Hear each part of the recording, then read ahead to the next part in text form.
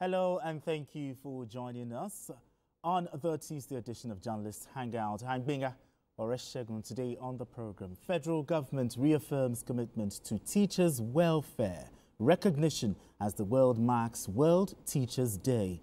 Nigerian Labour Congress NLC mobilizes for full-scale nationwide strike over disagreement with Dangote Group, accuses it of deliberate anti-worker crusade. And later on the show, ASU issues 14-day ultimatum to federal government over demands. Well, I'll be hanging out with Babajide Kolade, Otitoju, and Mayor Akinpelu. Journalist Hangout starts right now.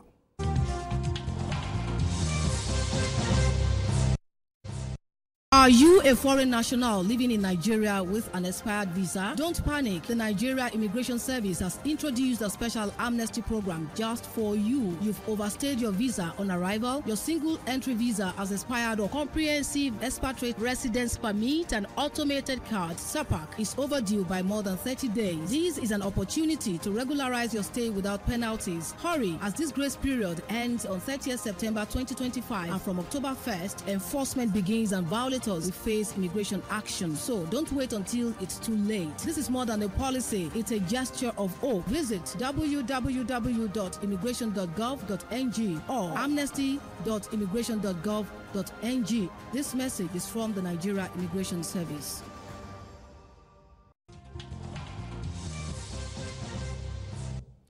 All right, let's begin the conversation. But we'll begin the conversation with the good news. We heard that the two lawyers that were kidnapped, in Kogi on their way from the call to bar in Abuja, they've now regained their freedom.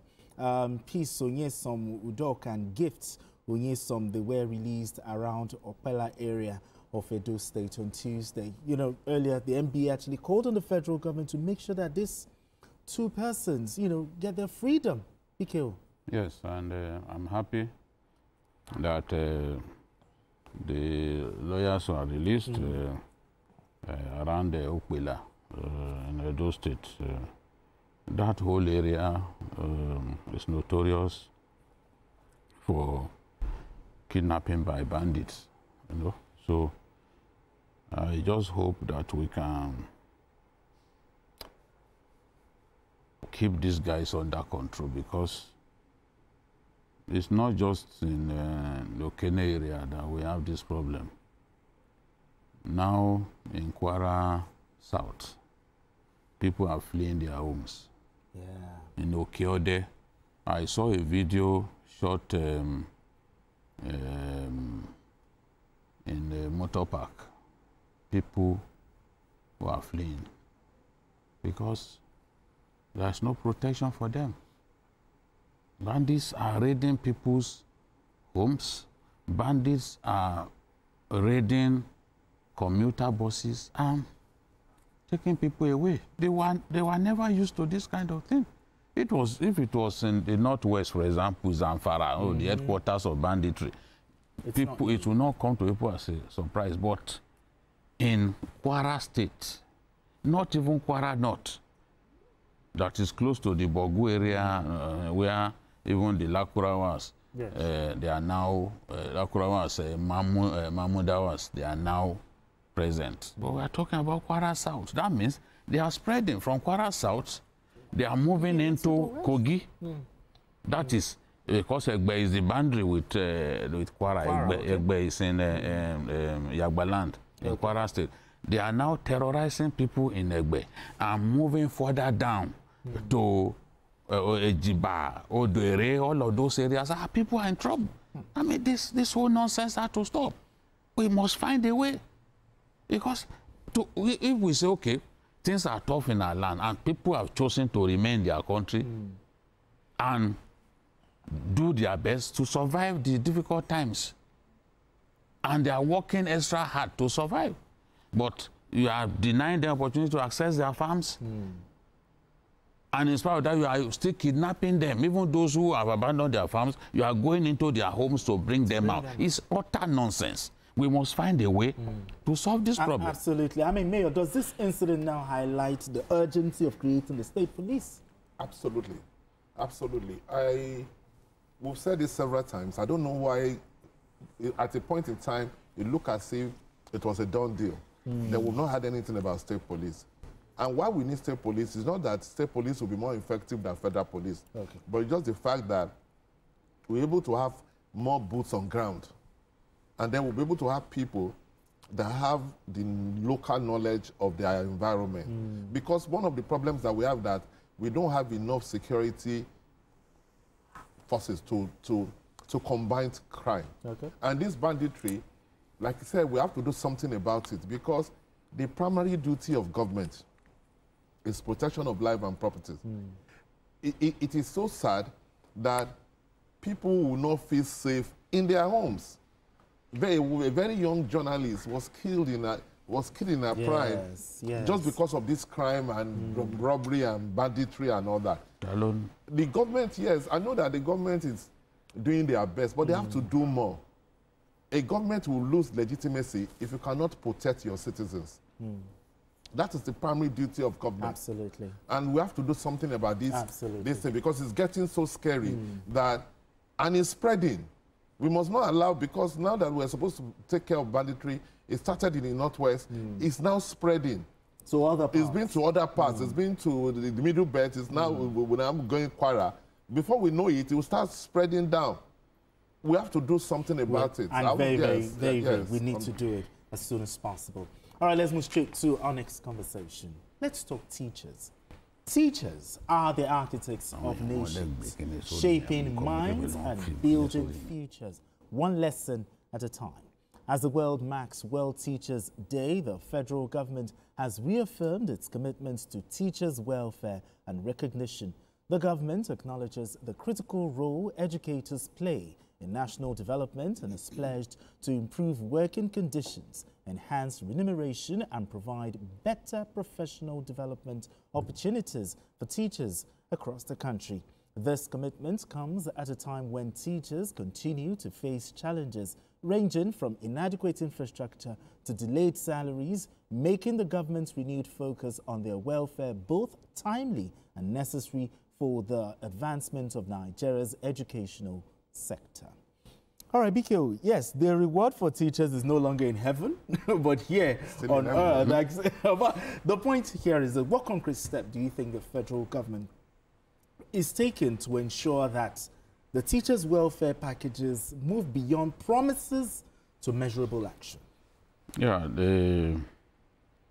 elsewhere, teachers are highly rated in the developed world. Teachers are highly rated. They are much more valued than we value them here. It's become now an all-comers affair. Whereas, in my view, good teachers are made. Anybody can come into the profession, but this is a profession that needs specialized skills. Sure. You need the right skills to handle young people, kids. The kind of teachers who excel in mentoring kids, in bringing up kids, and imparting knowledge on kids, on giving the right quality of instruction to kids, are people who are properly trained. So government must be ready to invest in quality training for our teachers. It shouldn't be an all-comers affair. It shouldn't be a job that people take to because they can't find any other job. Yes. It's the same problem that we have with the police. Many people who are in the police ought not to be there because some of them are worse than armed robbers. And you see them demonstrating the antics of armed robbers even while they are on the highways.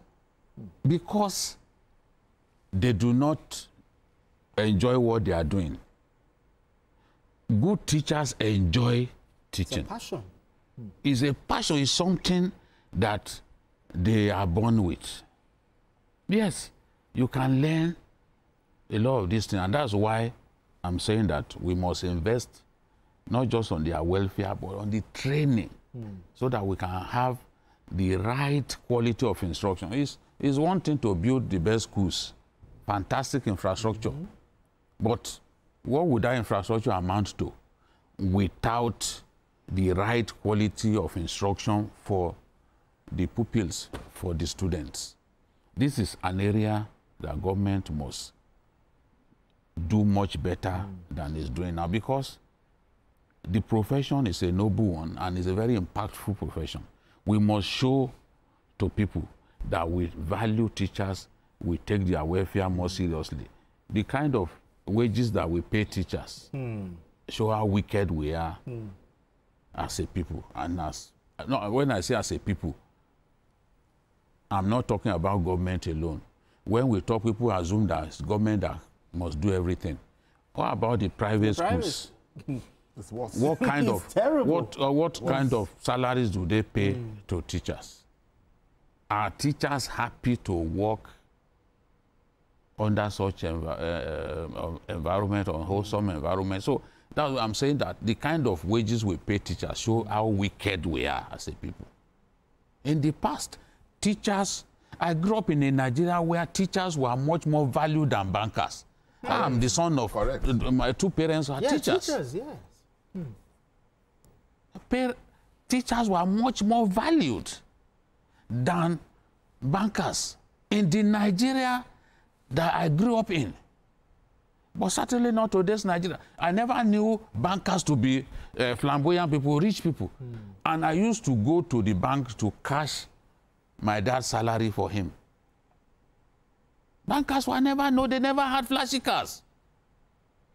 It's a recent thing. But teachers sent their children to the best schools. And which schools were the best in that time? The Unity schools. Yes, we had only a sprinkling of private schools when I was growing up. In Ilorin, for example, at Trinity Nursery Primary School. These are recent history. But today we don't value teachers, we treat them like sweet wrap on the floor. We treat them like they don't matter. It has to stop. It is not by rhetoric. It's not that, okay, this is the what teachers did. This is the position of government. Promise what you are determined to do. Don't give promises because, on the auspicious occasion of the what teachers did, you needed to give a speech. You needed to issue a statement. You must say things that you are prepared to do for these teachers. Do you know how many teachers were lost to the Boko Haram carnage? Thousands of teachers. Boko Haram killed thousands of teachers. They not only destroy schools, set schools ablaze, they also murder teachers. So look at the sacrifices that teachers make in our country.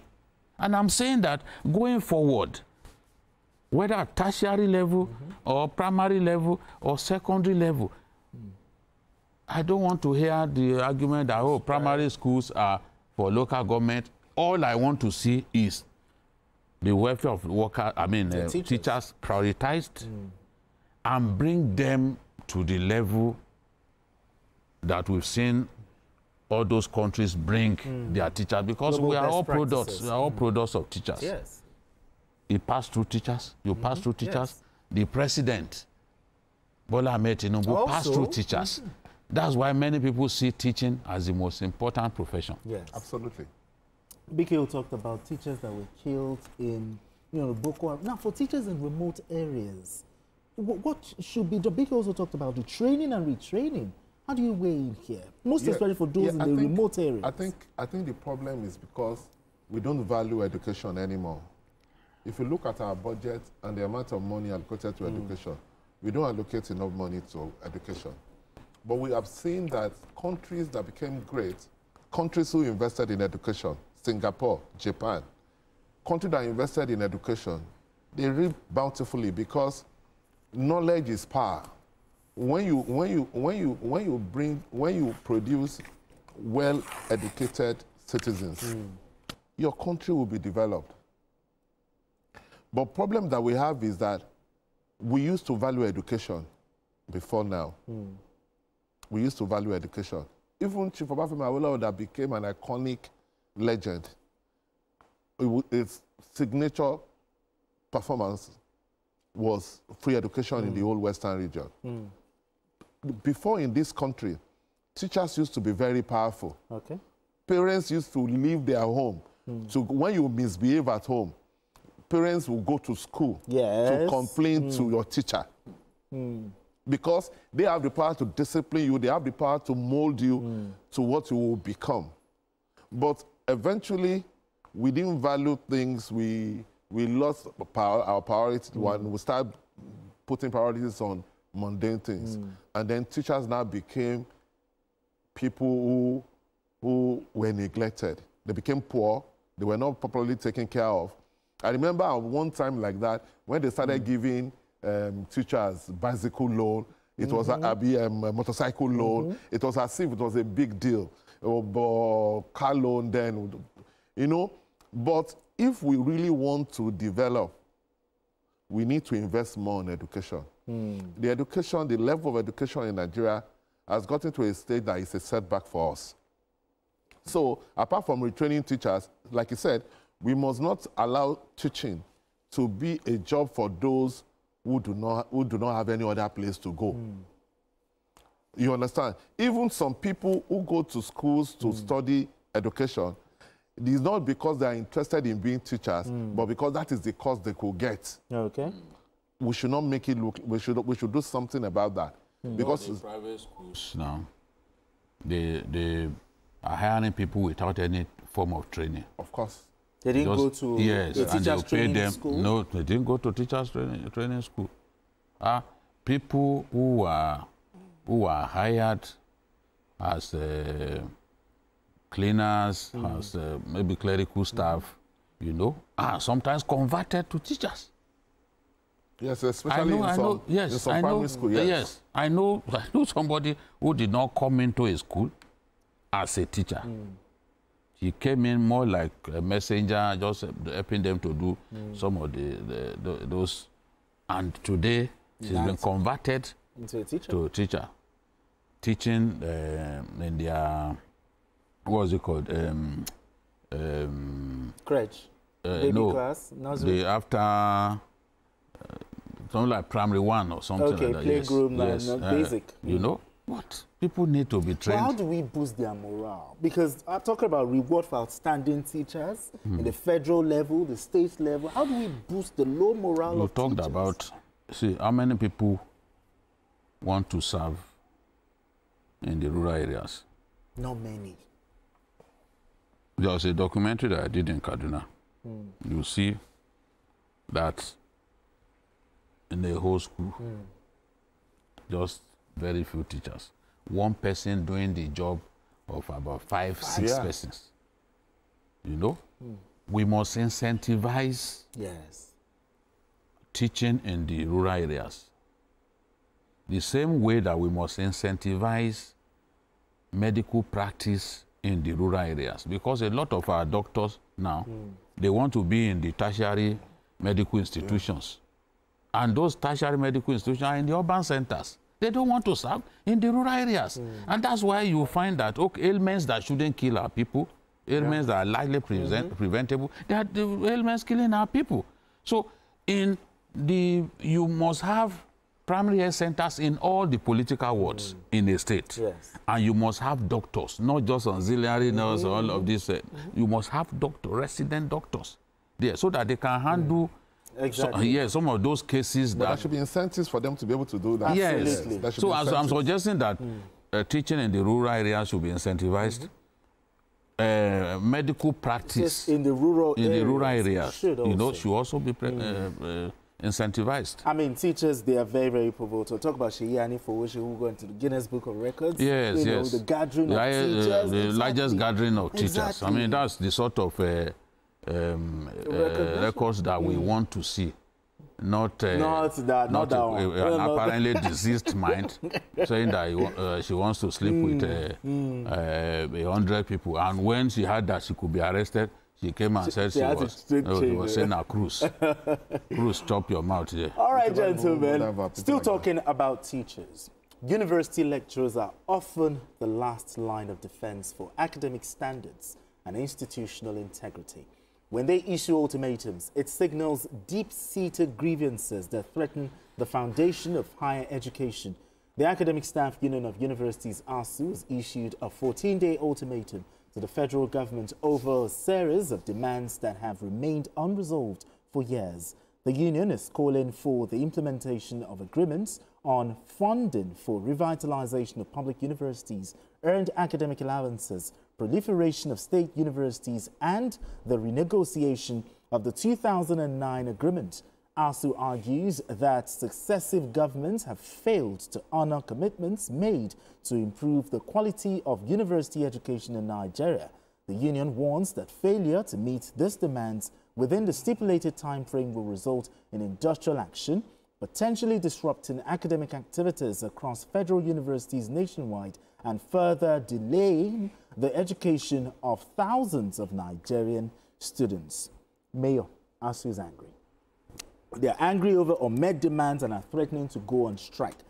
What do you think can be done to avert another shutdown of Nigerian universities? Again, it shows how unserious we are as a government.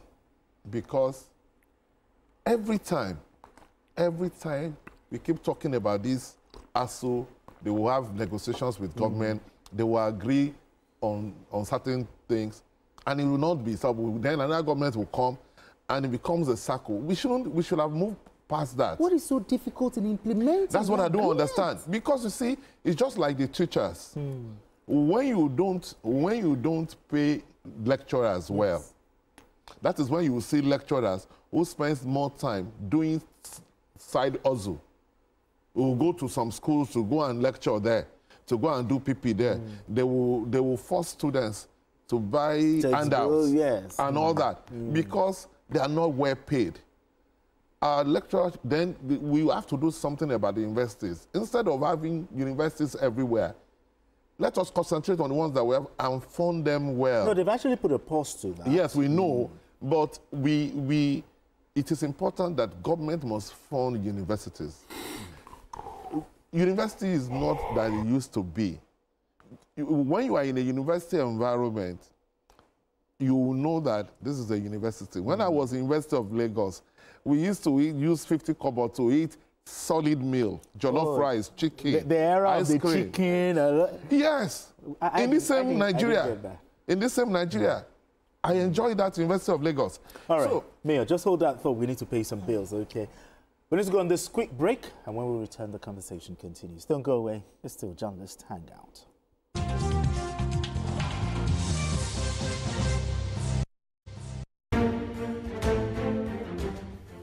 The Renewed Hope Initiative RHI presents the RHI Green Nigeria Challenge. Go green today for a greener tomorrow. This national competition is in 3 categories. The household category is a tree planting competition amongst 11 frontline states in northern Nigeria. Each participating household in Adamawa, Borno, Bauchi, Gombe, Jigawa, Kano, Katsina, Kebbi, Sokoto, Yobe, and Zamfara states will plant a minimum of 1 tree to qualify, with a video evidence of before and after the tree planting exercise. 20 million naira will be awarded to the best household. Submission deadline is 20th December 2026. Community category will see local governments, local communities, schools, and NGOs reclaim and transform degraded or abandoned areas such as dump sites, landfills, parks, and their likes into green, vibrant gardens, parks, and eco-friendly spaces. 50 million naira would be awarded to the overall best community group. Deadline for submission is 15th July 2026. State category will have all states of the Federation and the Federal Capital Territory, excluding Enugu State, have a chance to address the growing threats to environmental sustainability and cleanliness. States will be judged based on the number of trees planted on major roads and inner streets and how clean they are. 100 million naira will be awarded to the best performing state. Already, Enugu State has 100 million naira for being RHI's model green state due to its greenery and cleanliness. Video evidence must be submitted by participating states on or before 20th December 2026. All entries must be directed to RHI Office, State House, Abuja, or email rhi.greenchallenge@statehouse.gov.ng. RHI Green Nigeria Challenge. Go green today for a greener tomorrow.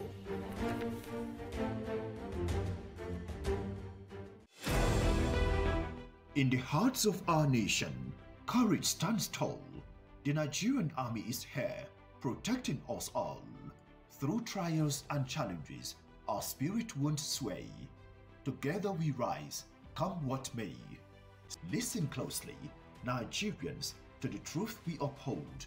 Fabricated stories won't tarnish our gold. Dismissed and disgruntled, they spread lies and despair. But your Nigerian army is dedicated and fair. Every soldier, every officer stands for the right. With honor and integrity, we defend day and night. Your safety, our mission, our oath, we will fulfill. For Nigeria, we are steadfast, always ready, strong wills. Don't let the noise mislead you. Stay informed today. Trust your Nigerian army. We're here to stay. In unity we stand. Together we will thrive.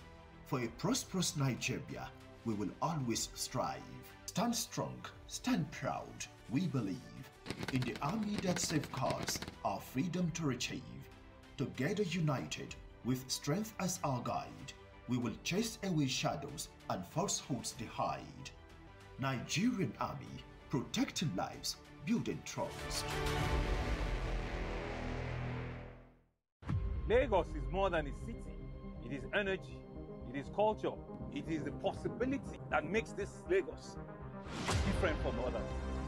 On this lagoon, from the 3rd to the 5th of October, the world's first all-electric powerboat championship, the E1 series, comes to Africa and no other place but Lagos.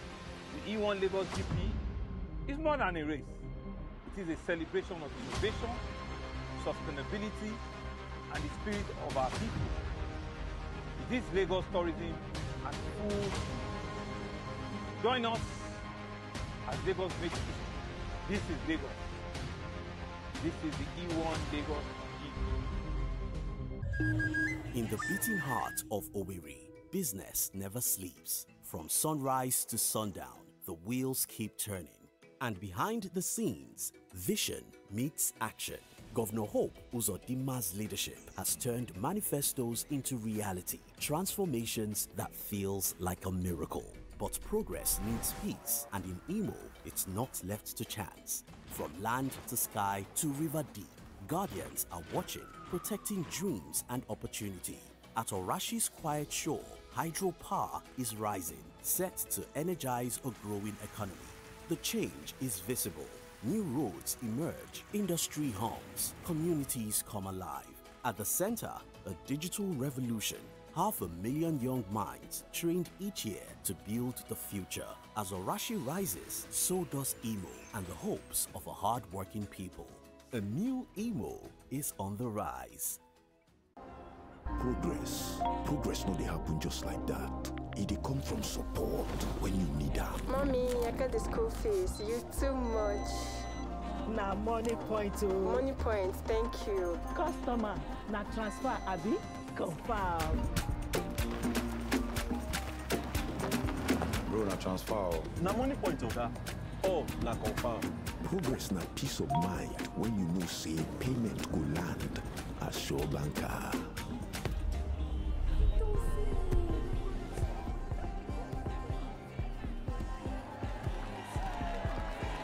Progress na small wind where they carry person go far. No worry, yourself go make am. Mo go buy ball. Victor, even you they use money point? Of course now, they use money point. Confirm. Money point, made for your progress. All right, still journalist Hangout. I still have Mayor Kimpelu right here with us and BKO talking about this issue of ASUA. But the 2009 agreement Why has the renegotiated 2009 agreement remained unfulfilled despite years of talks? First, there was the 2009 agreement. And one of the key demands was to freshen up infrastructure in the university system. Federal universities. And I think at that time, about 150 billion or 200 billion. So naturally, it was tough for the government to meet. And instead of just incrementally releasing money to that effect and continually work on the infrastructure in those public universities, especially the first generation universities. Successive governments just took the decision to kick the can down the road. Those coming in future. But when you take over government is a continuum. Sure. You must be ready to take on the liabilities. These are liabilities, and President Tinubu has no choice. He cannot afford to behave the way past leaders behaved. Past leaders literally provoked ASU, taking steps that showed contempt for our academics. For example, I don't know how somebody came up with the idea of forcibly enrolling university academic staff on a payment structure that does not fit the university system.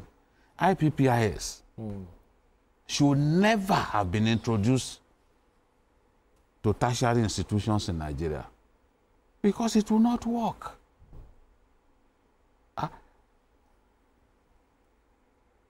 IPPIS imagines you to be one person who can only work in that university where you are. You can't work anywhere else.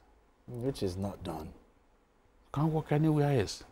So university lecturers enjoy going on sabbatical. They become visiting professors here and there. It's part of the university system. Yes. When I was in the University of Illinois, we had foreigners who were teaching in our school. Especially in the modern European languages department. We had the English department, we had the modern European languages. You must learn one foreign language. My father, for example, speaks French fluently because while reading for his first degree in English at the University of Ibadan, they were taught French. It was compulsory. You see a lot of Germans, they speak good English because they teach them in school like an alternative language. You know? So how do we have a situation in which you imagine that a university professor cannot work anywhere else? You now pigeonhole him with a unitary kind of payment system that ensures that whatever he does, wherever he goes, that's where he will be paid. It's not a secondary school. And a VC cannot even hire a gardener. And even when sometimes the IPPIS was so dysfunctional that sometimes even when they hire lecturers from another university, you are hiring a lecturer from one university to Federal University of Lokoja, for example. They may not pay him for 4 months, 5 months, 6 months, 7 months. You keep writing, you will not get results. You keep writing. So there are many things frustrating these lecturers. They had to go to court. And the industrial court said, no, disenroll, you have no right to forcibly enroll people on IPPIS. The previous administration, despite seeing clearly that this thing will not work, they told them to come up with a different that would. app. They designed UTAS, but they still wouldn't implement the decision until they went to the industrial court, and the industrial court now said, oh, no more. That came during President Obasanjo's, President Tinubu's regime. when people go on strike, like, yes, we don't want a strike, but sure. they usually pay them once they've agreed to come back to work. President Buhari said, no, I will not pay. No work, no pay. I will not pay. And if people will go on strike for years, he was not bothered. I learned that the immediate past Minister of Education was crying and begging, pay this thing. Let's have industrial peace. He said no. But now President Tinubu has paid part of it. They are still asking that the remainder should be paid, along with the academic allowances and all that. So the demands that ASU is making, they are not new. It's not as if they've harvested a fresh bouquet of demands. No. The demands has always been. They are linked to the 2009 agreement. Okay, the 2009 agreement, ASU said, let's renegotiate. Because with time, some of these things will need to change and all that. Okay, even the renegotiation, you set up committee for renegotiation. The committee comes up with its recommendations, and you will not implement. It happened with former AUC registrar, Musalin Jibri, Professor Musalin Jibri. The government set up its committee. Yes. It came up with recommendations. They didn't touch it.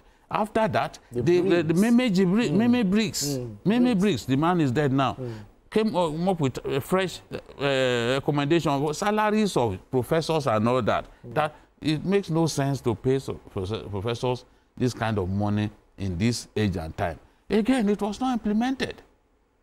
So President Tinubu has made it clear that he does not want students to stay one extra day in school because of strikes that they can do nothing about.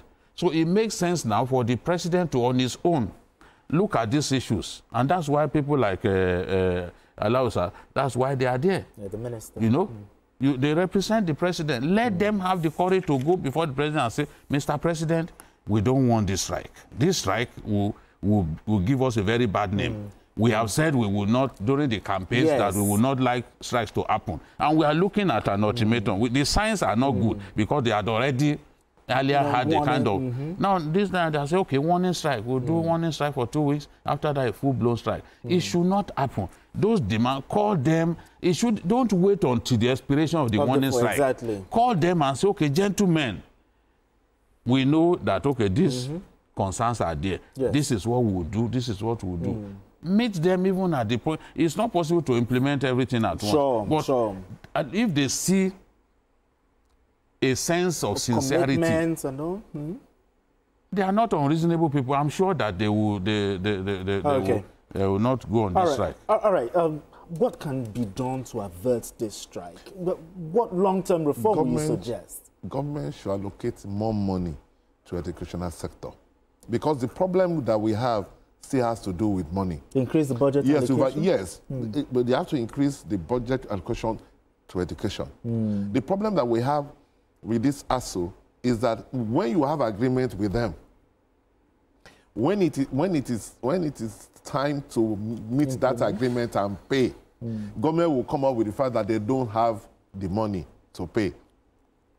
So it is important for us to look for that money. Part of the problem is that we don't consider it to be important. When you look at the budget allocated to taking care of the State House, for example, if you look at the budget allocated to presidential fleet, for example, if you look at buying if you look at the budget for the National Assembly, for example, alone for National Assembly. If you look at the budget for the National Assembly, for example, it's just because we believe that taking care of these lecturers is not a priority, which is a mistake. That's why I'm saying that it is important for us to take education seriously and allocate more money there, because the problem is that there's not enough money to be able to meet these demands. That's the problem. That's the problem. All right, straight to our final conversation. When Labour clash, the ripple effects can paralyze an entire economy. The Nigerian Labour Congress NLC is mobilizing for a full-scale nationwide strike over its disagreement with the Dangote Group, accusing the conglomerate of a deliberate anti-worker crusade. The Labour Union alleges that Dangote Group has engaged in practices that undermine workers' rights, including unfair labor conditions and disregard for collective bargaining agreements. The NLC insisted that the strike is necessary to protect workers' interests and send a strong message that corporate entities cannot trample on labor rights with impunity. With the strike looming, the potential disruption to Nigeria's industrial and economic activities has raised concerns among stakeholders who are calling for dialogue to avert the industrial action. Okay, this back and forth has been on for a while, but BK, talking about NLC, what specific unfair labor conditions is the NLC accusing Dangote of imposing on workers? The Dangote company had issues with Dapman, had issues with Nupeng, had issues with NATO. Okay. NATO had issues with Pengassan. Now, what Dangote sees going on is like a conspiracy on the part of Pengassan against his company, while aligning with rival industry players. That is their biggest concern. I don't speak for them, but I can sense the way they are thinking, the way Dangote, the management is thinking, because that man is worried. NATO is worried that increasingly Dangote is coming fully into their territory.